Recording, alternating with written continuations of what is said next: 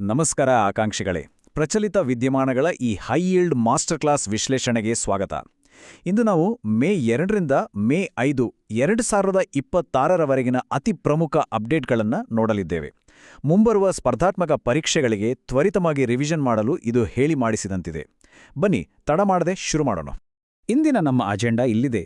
ರಾಷ್ಟ್ರೀಯ ವಿದ್ಯಮಾನಗಳು ಮತ್ತು ಆಡಳಿತ, ವಿಜ್ಞಾನ ಮತ್ತು ರಕ್ಷಣೆ, ಪರಿಸರ ಮತ್ತು ಭೂಗೋಳ, ಅಂತಾರಾಷ್ಟ್ರೀಯ ಸಂಬಂಧಗಳು, ಹಾಗೆಯೇ ಪಾಲಿಟಿ ಮತ್ತು ಆರೋಗ್ಯ.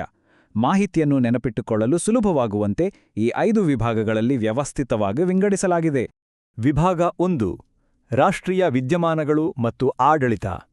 ಪ್ರಮುಖ ಸರ್ಕಾರಿ ಯೋಜನೆಗಳು ಹಾಗೂ ದೇಶದ ಪ್ರಥಮ ಸಾಧನೆಗಳತ್ತ ಇಲ್ಲಿ ಗಮನಹರಿಸೋಣ.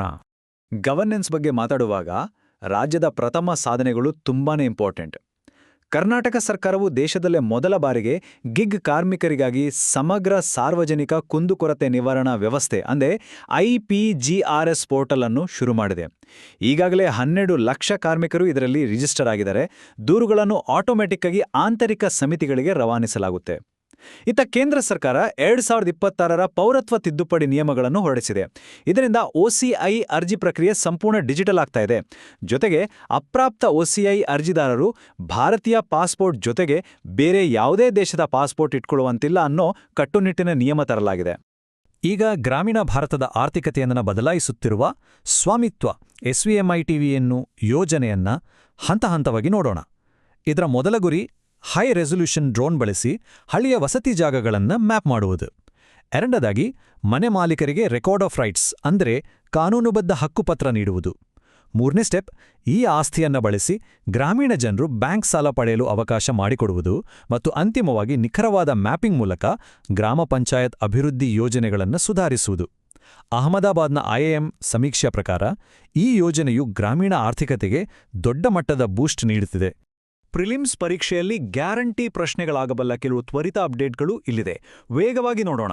ಸಿಕ್ಕಿಂ ಈಗ ಭಾರತದ ಮೊದಲ ಸಂಪೂರ್ಣ ಕಾಗದರಹಿತ ನ್ಯಾಯಾಂಗ ಹೊಂದಿದ ರಾಜ್ಯ. ಇನ್ಫ್ರಾಸ್ಟ್ರಕ್ಚರ್ನಲ್ಲಿ NHAI ಗುಜರಾತ್ನಲ್ಲಿ ದೇಶದ ಮೊದಲ ಬ್ಯಾರಿಯರ್ಲೆಸ್ ಮಲ್ಟಿಲೇನ್ ಫ್ರೀ ಫ್ಲೋ ಟೋಲಿಂಗ್ ತಂದಿದೆ. ಆರ್ಥಿಕ ವಲಯದಲ್ಲಿ ಸೆಬಿ ಹೊಸದಾಗಿ ಪಾರ್ವಾ ಏಜೆನ್ಸಿಯನ್ನು ಜಾರಿಗೊಳಿಸಿದೆ. ಕಾನೂನು ವಿಚಾರದಲ್ಲಿ NCLT ವಿಳಂಬದ ವಿರುದ್ಧ ಸುಪ್ರೀಂ ಕೋರ್ಟ್ ಸ್ವಯಂ ಪ್ರೇರಿತ ದೂರು ದಾಖಲಿಸಿಕೊಂಡಿದೆ. ಹಾಗೆಯೇ ಅಂಡಮಾನ್ ಅತಿ ಎತ್ತರದ ಅಂಡರ್ ವಾಟರ್ ಹ್ಯೂಮನ್ ಸ್ಟಾಕ್ ಮೂಲಕ ಗಿನ್ನೆಸ್ ದಾಖಲೆ ಬರೆದಿದೆ. ಇವೆಲ್ಲವನ್ನು ಪಕ್ಕಾ ನೆನಪಿಟ್ಕೊಳ್ಳಿ. ಈಗ ಕಲ್ತದ್ನ ಒಮ್ಮೆ ಮೌಲ್ಯಮಾಪನ ಮಾಡೋಣ. ಪರೀಕ್ಷಾ ವಾತಾವರಣವನ್ನ ಸೃಷ್ಟಿಸ್ಕೊಳ್ಳಿ. ಪ್ರಶ್ನೆ ಹೀಗಿದೆ: ಪ್ಲಾಟ್ಫಾರ್ಮ್ ಆಧಾರಿತ ಗಿಗ್ ಕಾರ್ಮಿಕರಿಗಾಗಿ ಭಾರತದ ಮೊದಲ ವಿಶೇಷ ಡಿಜಿಟಲ್ ಕುಂದುಕೊರತೆ ನಿವಾರಣಾ ವ್ಯವಸ್ಥೆ ಅಂದರೆ IPGRS ಅನ್ನು ಪ್ರಾರಂಭಿಸಿದ ರಾಜ್ಯ ಯಾವುದು? ಸ್ವಲ್ಪ ಯೋಚಿಸಿ. ಹೌದು, ಸರಿಯಾದ ಉತ್ತರ ಕರ್ನಾಟಕ. ವಿಭಾಗ 2: ವಿಜ್ಞಾನ, ರಕ್ಷಣೆ ಮತ್ತು ತಂತ್ರಜ್ಞಾನ. ತಾಂತ್ರಿಕ ಸ್ಪೆಸಿಫಿಕೇಷನ್ಸ್ ಮತ್ತು ರಕ್ಷಣಾ ಶಬ್ದಕೋಶಗಳ ಮೇಲೆ ಇಲ್ಲಿ ಗಮನವಿರಲಿ. ಭವಿಷ್ಯದ ತಂತ್ರಜ್ಞಾನದ ಪ್ರಗತಿಯನ್ನು ನೋಡಿದ್ರೆ ಮಿಷನ್ ದೃಷ್ಟಿ ನಿಜಕ್ಕೂ ಅತ್ಯದ್ಭುತವಾಗಿದೆ. ಇದು ಗ್ಯಾಲಕ್ಸಿಐ ಎಂಬ ಭಾರತೀಯ ಸ್ಟಾರ್ಟಪ್ ನಿರ್ಮಿಸಿದ ವಿಶ್ವದ ಮೊದಲ ಆಪ್ಟೋಸಾರ್ ಉಪಗ್ರಹ. ಇದರಲ್ಲಿ ಎಲೆಕ್ಟ್ರೋ ಆಪ್ಟಿಕಲ್ ಮತ್ತು ಸಿಂಥೆಟಿಕ್ ಅಪರ್ಚರ್ ರೇಡಾರ್ ಎರಡೂ ಸೆನ್ಸರ್ಗಳಿವೆ. ಕೇವಲ 190 kg ತೂಕದ ಈ ಉಪಗ್ರಹ ಯಾವುದೇ ಹವಾಮಾನದಲ್ಲೂ ಇಮೇಜಿಂಗ್ ಮಾಡಬಲ್ಲದು. ಮತ್ತೊಂದೆಡೆ ವೈದ್ಯಕೀಯ ಕ್ಷೇತ್ರದಲ್ಲಿ ದೆಹಲಿಯ ಏಮ್ಸ್ ಭಾರತದ ಮೊದಲ ಪೋರ್ಟಬಲ್ ಬೆಡ್ಸೈಡ್ MRI ಸಿಸ್ಟಮ್ ಅನ್ನು ಅಳವಡಿಸಿಕೊಂಡಿದೆ. ICUನಲ್ಲಿರುವ ಗಂಭೀರ ರೋಗಿಗಳಿಗೆ ತಕ್ಷಣವೇ ಬ್ರೈನ್ ಸ್ಕ್ಯಾನ್ ಮಾಡಲು ಇದು ಬಹಳ ಉಪಯುಕ್ತ. ಆಧುನಿಕ ಯುದ್ಧಭೂಮಿಯಲ್ಲಿ ಈಗ ಡ್ರೋನ್ಗಳದೇ ಕಾರುಬಾರು. ಫೈಬರ್ ಆಪ್ಟಿಕ್ ಡ್ರೋನ್ಗಳು ಫಿಸಿಕಲ್ ಆಪ್ಟಿಕಲ್ ಕೇಬಲ್ ಮೂಲಕ ಆಪರೇಟ್ ಆಗೋದ್ರಿಂದ ಇವುಗಳನ್ನು ರೇಡಿಯೋ ಫ್ರೀಕ್ವೆನ್ಸಿ ಅಥವಾ GPS ಮೂಲಕ ಜಾಮ್ ಮಾಡೋಕ್ ಸಾಧ್ಯವೇ ಇಲ್ಲ. ಹೈ ಸೆಕ್ಯೂರಿಟಿ ಡೇಟಾ ಟ್ರಾನ್ಸ್ಮಿಷನ್ ಇದರ ಬಹುದೊಡ್ಡ ಪ್ಲಸ್ ಪಾಯಿಂಟ್.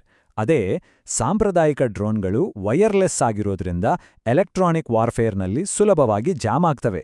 ಇತ್ತೀಚೆಗೆ ಇಸ್ರೇಲ್ ವಿರುದ್ಧ ಹೆಜ್ಬೊಲ್ಲಾ ಇದೇ ಫೈಬರ್ ಆಪ್ಟಿಕ್ ಡ್ರೋನ್ಗಳನ್ನು ಬಳಸಿದ್ದು ರಕ್ಷಣಾ ವಲಯದಲ್ಲಿ ಇದೊಂದು ದೊಡ್ಡ ಎಚ್ಚರಿಕೆಯ ಗಂಟೆಯಾಗಿದೆ. ಭಾರತೀಯ ನೌಕಾಪಡೆಯ ಬಲ ಮತ್ತಷ್ಟು ಹೆಚ್ಚಾಗಿದೆ. ಪ್ರಾಜೆಕ್ಟ್ 17A ಅಡಿಯಲ್ಲಿ ನೀಲಗಿರಿ ಕ್ಲಾಸ್ನ 6ನ ಯುದ್ಧ ನೌಕೆ INS ಮಹೇಂದ್ರಗಿರಿ ಈಗ ನೌಕಾಪಡೆಗೆ ಸೇರ್ಪಡೆಯಾಗಿದೆ. ಮುಂಬೈನ ಮಜಗಾಂ ಡಾಕ್ ಶಿಪ್ ಬಿಲ್ಡರ್ಸ್ ಇದನ್ನು ನಿರ್ಮಿಸಿದ್ದಾರೆ. ಇದರಲ್ಲಿ CODOG ಪ್ರಪಲ್ಷನ್ ಸಿಸ್ಟಮ್ ಇದ್ದು ಬ್ರಹ್ಮೋಸ್ ಕ್ರೂಸ್ ಕ್ಷಿಪಣಿಗಳು, ಬರಾಕ್ 8 ಕ್ಷಿಪಣಿಗಳು ಮತ್ತು ಅತ್ಯಾಧುನಿಕ MF ಸ್ಟಾರ್ ರೇಡಾರ್ಗಳಿವೆ. ಪರೀಕ್ಷಾ ದೃಷ್ಟಿಯಿಂದ ಈ ಬಿಲ್ಡರ್ ಹೆಸರು ಮತ್ತು ಪ್ರಾಜೆಕ್ಟ್ ಕ್ಲಾಸ್ ಅನ್ನು ಕಡ್ಡಾಯವಾಗಿ ನೆನ್ಪಿಟ್ಕೊಳ್ಳಿ. ವಿಜ್ಞಾನ ಮತ್ತು ರಕ್ಷಣಾ ವಿಭಾಗದ ಮೌಲ್ಯಮಾಪನ ಇಲ್ಲಿದೆ. ಇಒ ಮತ್ತು ಎಸ್ಎಆರ್ ಸೆನ್ಸಾರ್ಗಳೆರಡನ್ನೂ ಸಂಯೋಜಿಸಿದ ವಿಶ್ವದ ಮೊದಲ ಉಪಗ್ರಹ ಮಿಷನ್ ದೃಷ್ಟಿಯನ್ನು ಅಭಿವೃದ್ಧಿಪಡಿಸಿದ ಭಾರತೀಯ ಸ್ಟಾರ್ಟ್ಅಪ್ ಯಾವುದು? Just think. ಹೌದು, ಸರಿಯಾದ ಉತ್ತರ ಗ್ಯಾಲಕ್ಸಿ ಐ. ವಿಭಾಗ 3 ಪರಿಸರ, ಜೀವಾಣು ವಿಜ್ಞಾನ ಮತ್ತು ಭೂಗೋಳ. ಪ್ರಸ್ತುತ ಸ್ಪರ್ಧಾತ್ಮಕ ಪರೀಕ್ಷೆಗಳಲ್ಲಿ ಅತಿ ಹೆಚ್ಚು ಪ್ರಶ್ನೆಗಳು ಬರುವ ಕ್ಷೇತ್ರವಿದು. 1,00,000ಕ್ಕೂ ಹೆಚ್ಚು. ಈ ಬೃಹತ್ ಸಂಖ್ಯೆ ಏನನ್ನು ಸೂಚಿಸುತ್ತೆ ಗೊತ್ತಾ? ಇದು ಭಾರತದಲ್ಲಿರುವ ಅಂದಾಜು ಪವಿತ್ರ ವನಗಳ ಅಥವಾ ಸೇಕ್ರೆಡ್ ಗ್ರೋವ್ಸ್ಗಳ ಸಂಖ್ಯೆ. ನಮ್ಮ ಸ್ಥಳೀಯ ಸಮುದಾಯಗಳು ತಮ್ಮ ನಂಬಿಕೆಯ ಮೂಲಕವೇ ಅಪರೂಪದ ಜೀವವೈವಿಧ್ಯವನ್ನು ಹೇಗೆ ಸಂರಕ್ಷಿಸುತ್ತಿದ್ದಾರೆ ಅನ್ನೋದಕ್ಕೆ ಈ ಸಂಖ್ಯೆಯೇ ಸಾಕ್ಷಿ. ಭೌಗೋಳಿಕವಾಗಿ ಕೆಲವು ಪ್ರಮುಖ ಬದಲಾವಣೆಗಳಾಗಿವೆ. ಹಿಮಾಚಲ ಪ್ರದೇಶದ ಗ್ರೇಟ್ ಹಿಮಾಲಯನ್ ನ್ಯಾಷನಲ್ ಪಾರ್ಕ್ ಅಂದ್ರೆ GHNP ಸುತ್ತಮುತ್ತಲಿನ 326.69 ಚದರ ಕಿಲೋಮೀಟರ್ ಪ್ರದೇಶವನ್ನು ಪರಿಸರ ಸೂಕ್ಷ್ಮ ವಲಯ ಎಂದು ಘೋಷಿಸಲಾಗಿದೆ. ತೀರ್ಥನ್, ಸೇಂಜ್, ಪಾರ್ವತಿ ಮತ್ತು ಜೀವಾ ನಲ್ ಕಣಿವೆಗಳನ್ನು ಒಳಗೊಂಡ ಈ ಪಾರ್ಕ್ ಹಿಮಚಿರತೆಗಳಿಗೆ ನೆಲೆಯಾಗಿದೆ. ಇನ್ನೊಂದು ಪ್ರಮುಖ ಬೆಳವಣಿಗೆ ಎಂದರೆ ಗುಜರಾತ್ನ ಕಾಂಡ್ಲಾ ಬಂದರಿನಲ್ಲಿ ಭಾರತದ ಮೊದಲ ಗ್ರೀನ್ ಮೆಥನಾಲ್ ಪ್ಲಾಂಟ್ ಆರಂಭವಾಗಿದೆ. ಇದು ದಿನಕ್ಕೆ 5 ಟನ್ ಪ್ರೊಸೋಪಿಸ್ ಜುಲಿಫ್ಲೋರಾ ಅನ್ನೋ ಆಕ್ರಮಣಕಾರಿ ಕಳೆ ಸಸ್ಯವನ್ನು ಸಮುದ್ರ ಇಂಧನವಾಗಿ ಪರಿವರ್ತಿಸುವ ಅದ್ಭುತ ಕಾರ್ಯ ಮಾಡುತ್ತಿದೆ. ಪರಿಸರ ವಿಜ್ಞಾನದ ಈ ಫ್ಯಾಕ್ಟ್ಸ್ ಖಂಡಿತ ಮಿಸ್ ಮಾಡಬೇಡಿ. 2026ರ ವಿಟ್ಲಿ ಪ್ರಶಸ್ತಿ ಅಂದ್ರೆ ಗ್ರೀನ್ ಆಸ್ಕರ್ ಅನ್ನು ಪರ್ವೀನ್ ಶೇಖ್ ಅವರು ಇಂಡಿಯನ್ ಸ್ಕಿಮ್ಮರ್ ಪಕ್ಷಿ ಸಂರಕ್ಷಣೆಗಾಗಿ ಗೆದ್ದಿದ್ದಾರೆ ಮತ್ತು ಹಿಮಾಲಯನ್ ಸಲಾಮ್ಯಾಂಡರ್ ಸಂರಕ್ಷಣೆಗಾಗಿ ಬರ್ಖಾ ಸುಬ್ಬಾ ಅವರಿಗೆ ಈ ಪ್ರಶಸ್ತಿ ಒಲಿದಿದೆ. ಇನ್ನು ಇಂಡೋನೇಷ್ಯಾದ ಪಪುವಾದಲ್ಲಿ ವಾಸಿಸುವ ಕೊರೊವಾಯ್ ಬುಡಕಟ್ಟು ಜನಾಂಗದವರು ಎತ್ತರದ ಮರದ ಮನೆಗಳಲ್ಲಿ ವಾಸಿಸುವ ತಮ್ಮ ವಿಶಿಷ್ಟ ಸಂಸ್ಕೃತಿಯ ಮೂಲಕ ಸುದ್ದಿಯಲ್ಲಿದ್ದಾರೆ. ಇವೆಲ್ಲವೂ ನೇರ ಪ್ರಶ್ನೆಗಳಾಗೋ ಸಾಧ್ಯತೆಯಿದೆ.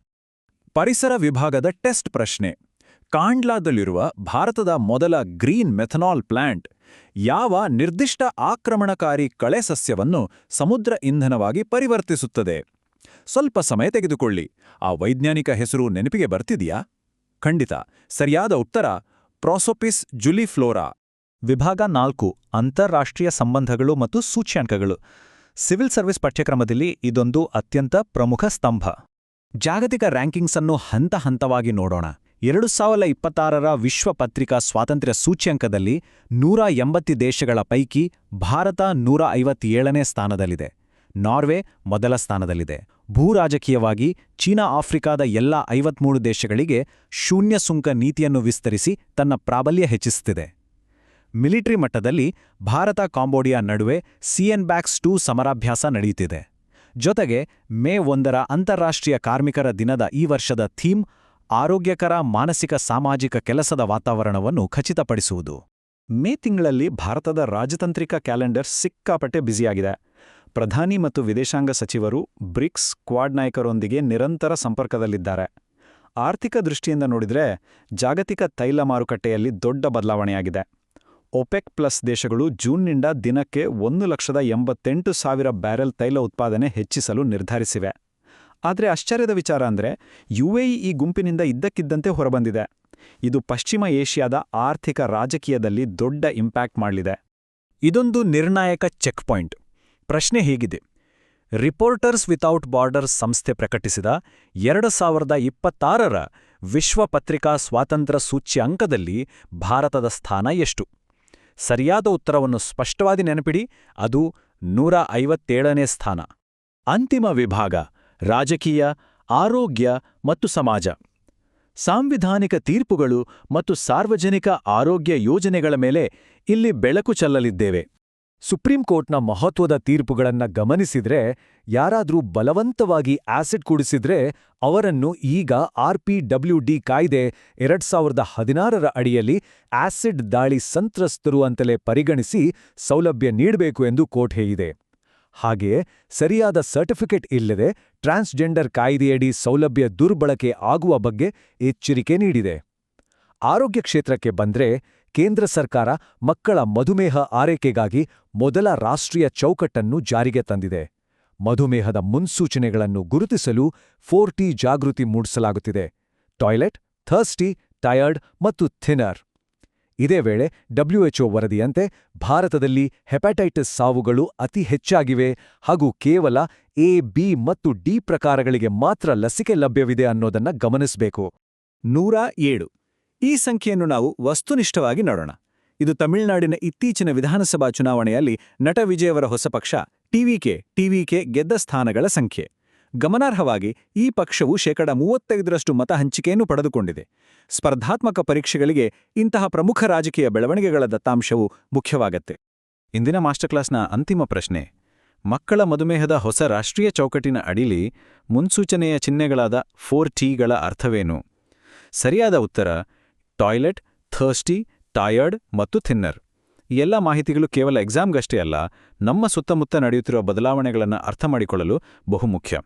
ಇಂದು ನಾವು ಚರ್ಚಿಸಿದ ಈ ಹೊಸ ಕಾನೂನುಗಳು ಮತ್ತು ತಂತ್ರಜ್ಞಾನಗಳು ಕೇವಲ ಕಾಗದದ ಮೇಲಿನ ನೀತಿಗಳಾಗಿ ಉಳಿಯುತ್ತವೆಯೋ ಅಥವಾ ದೇಶದ ಸಾಮಾನ್ಯ ನಾಗರಿಕರ ಬದುಕನ್ನು ನಿಜವಾಗಿಯೂ ಬದಲಾಯಿಸುವ ಕ್ರಾಂತಿಯಾಗುತ್ತವೆಯೋ?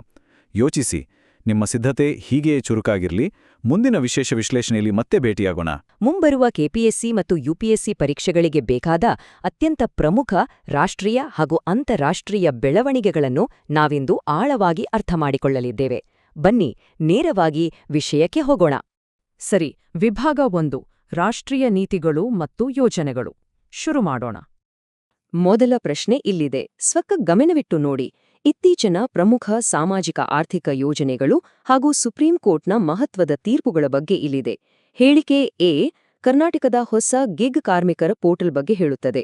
ಬಿ ಸ್ವಾಮಿತ್ವ ಯೋಜನೆಯಲ್ಲಿ ಕೃಷಿ ಭೂಮಿಯ ಡ್ರೋನ್ ಮ್ಯಾಪಿಂಗ್ ಬಗ್ಗೆ ಇದೆ. ಹಾಗೆಯೇ ಸಿ ಹೇಳಿಕೆಯು ಅಂಗವಿಕಲರ ಹಕ್ಕುಗಳ ಕಾಯ್ದೆಗೆ ಸಂಬಂಧಿಸಿದ ಸುಪ್ರೀಂ ಕೋರ್ಟ್ ತೀರ್ಪಿನ ಬಗ್ಗೆ ಇದೆ.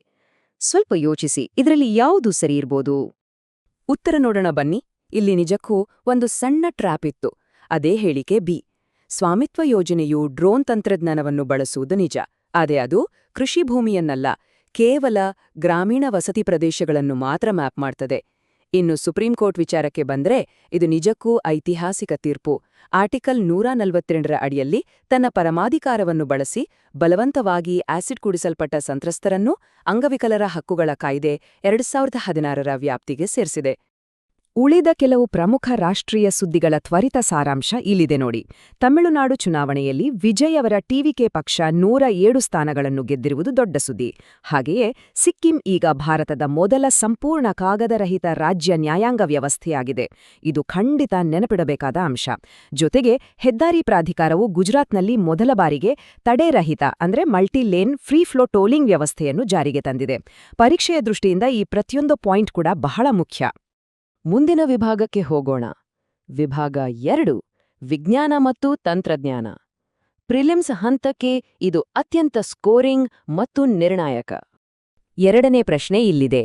ಉಪಗ್ರಹ ತಂತ್ರಜ್ಞಾನ, ಡ್ರೋನ್ ಸಮರ ಹಾಗೂ ಹೊಸ ವೈದ್ಯಕೀಯ ಆವಿಷ್ಕಾರಗಳ ಬಗ್ಗೆ ನಮಗಿರುವ ಜ್ಞಾನವನ್ನು ಇದು ಪರೀಕ್ಷಿಸುತ್ತದೆ.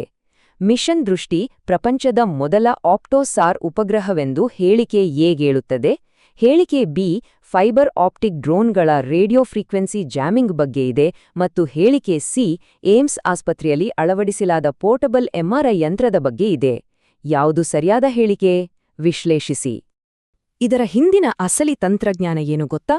ಗ್ಯಾಲಕ್ಸಿ ಐ ಸ್ಟಾರ್ಟಪ್ ನಿರ್ಮಿಸಿದ 190 ಕೆಜಿ ತೂಕದ ಮಿಷನ್ ದೃಷ್ಟಿ ಉಪಗ್ರಹವು ಇಒ ಮತ್ತು ಸಾರ್ ಎಂಬ 2 ಸೆನ್ಸಾರ್ಗಳನ್ನು ಒಂದೇ ವೇದಿಕೆಯಲ್ಲಿ ಹೊಂದಿದೆ. ಇದರ ಅರ್ಥವೇನು? ಸೂರ್ಯನ ಬೆಳಕಿರ್ಲಿ, ದಟ್ಟ ಮೋಡ ಕವಿದ ವಾತಾವರಣವಿರ್ಲಿ ಅಥವಾ ಕತ್ತಲಿರ್ಲಿ, ಯಾವುದೇ ಅಡ್ಡಿಯಿಲ್ಲದೆ ಸ್ಪಷ್ಟ ಚಿತ್ರಗಳನ್ನು ಸೆರೆಹಿಡಿಯಲು ಇದರಿಂದ ಸಾಧ್ಯ. 2030ರ ವೇಳೆಗೆ ಇಂಥ ಸಂಪೂರ್ಣ ಉಪಗ್ರಹಗಳ ಸಮೂಹವನ್ನು ಉಡಾವಣೆ ಮಾಡುವ ಬಹುದೊಡ್ಡ ಗುರಿಯನ್ನು ಹೊಂದಲಾಗಿದೆ. ಇನ್ನು ಉಳಿದ ತಂತ್ರಜ್ಞಾನಗಳನ್ನು ನೋಡಿದ್ರೆ, ಫೈಬರ್ ಆಪ್ಟಿಕ್ ಡ್ರೋನ್ಗಳು ರೇಡಿಯೋ ಫ್ರೀಕ್ವೆನ್ಸಿ ಜಾಮಿಂಗ್ಗೆ ತುತ್ತಾಗುತ್ತವೆ ಎಂಬುದು ತಪ್ಪು ಕಲ್ಪನೆ. ವಾಸ್ತವದಲ್ಲಿ ಅವು ಭೌತಿಕವಾಗಿ ಫೈಬರ್ ಆಪ್ಟಿಕ್ ಕೇಬಲ್ ಮೂಲಕ ಸಂಪರ್ಕ ಹೊಂದಿರುವುದರಿಂದ ಜಾಮಿಂಗ್ಗೆ ಒಳಗಾಗುವುದೇ ಇಲ್ಲ.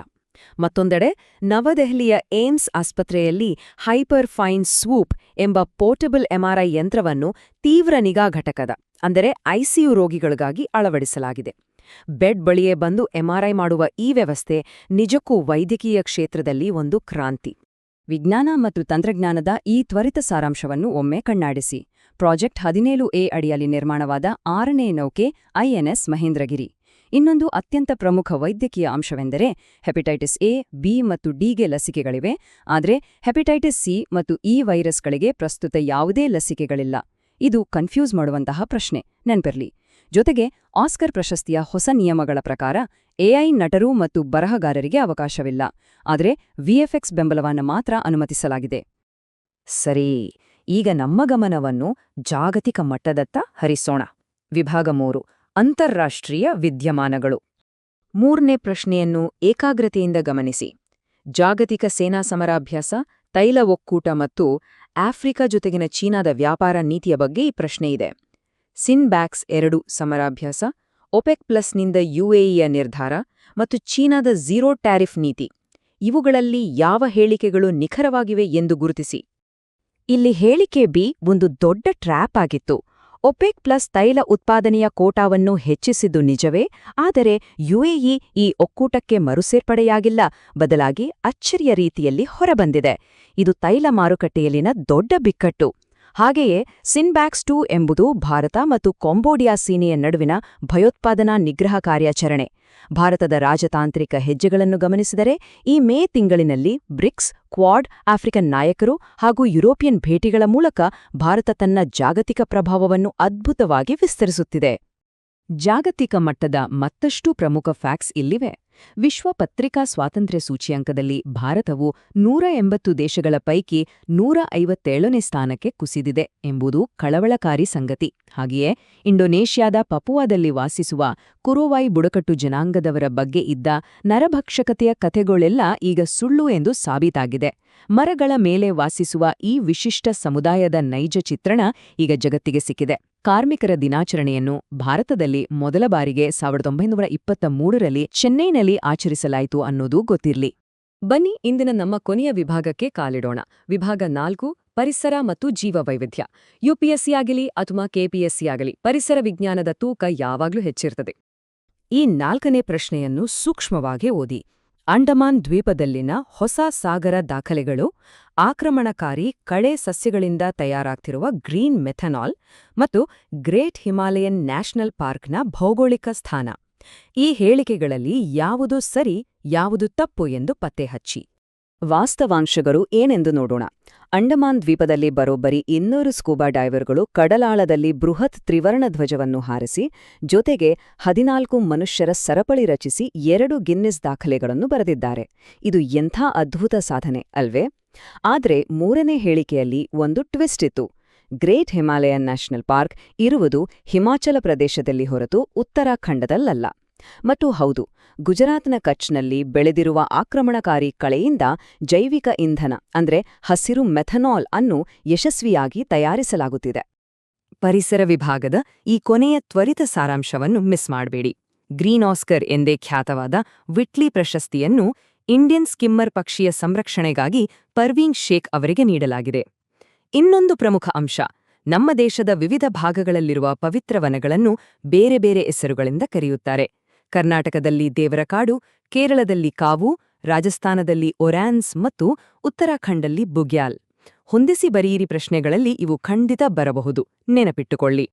ಇಂದಿನ ನಮ್ಮ ಈ ಅಣಕು ಪರೀಕ್ಷೆ ಮುಕ್ತಾಯಗೊಳ್ಳುವ ಮುನ್ನ ಮುಖ್ಯ ಪರೀಕ್ಷೆಯ ದೃಷ್ಟಿಕೋನದಿಂದ ಈ ಒಂದು ಕುತೂಹಲಕಾರಿ ಪ್ರಶ್ನೆಯನ್ನು ನಿಮ್ಮ ಮುಂದಿಡುತ್ತಿದ್ದೇನೆ. ಯೋಚಿಸಿ ನೋಡಿ. ಸುಸ್ಥಿರ ಗಣಿಗಾರಿಕೆ ಅಂದರೆ ಸಸ್ಟೇನಬಲ್ ಮೈನಿಂಗ್ ಎಂಬುದು ಒಂದು ವಿರೋಧಾಭಾಸವೇ? ಹಸಿರು ತಂತ್ರಜ್ಞಾನಕ್ಕಾಗಿ ನಮಗೆ ಅಪರೂಪದ ಖನಿಜಗಳು ಬೇಕೇ ಬೇಕು, ಆದರೆ ಅದನ್ನು ತೆಗೆಯುವಾಗ ಪ್ರಕೃತಿಯ ಶಾಶ್ವತ ನಾಶವಾಗುತ್ತದಲ್ಲವೇ? ಈ ಎರಡರ ನಡುವೆ ಬ್ಯಾಲೆನ್ಸ್ ಮಾಡುವುದು ಹೇಗೆ? ಈ ಬಲವಾದ ಪ್ರಶ್ನೆಯೊಂದಿಗೆ ಇಂದಿನ ನಮ್ಮ ವಿಶ್ಲೇಷಣೆಯನ್ನು ಇಲ್ಲಿಗೆ ಮುಕ್ತಾಯಗೊಳಿಸುತ್ತಿದ್ದೇವೆ. ಈ ಆಳವಾದ ಒಳನೋಟಗಳು ನಿಮ್ಮ ಮುಂದಿನ ಸಿದ್ಧತೆಗೆ ದೊಡ್ಡ ಅಸ್ತ್ರವಾಗಲಿ. All the best.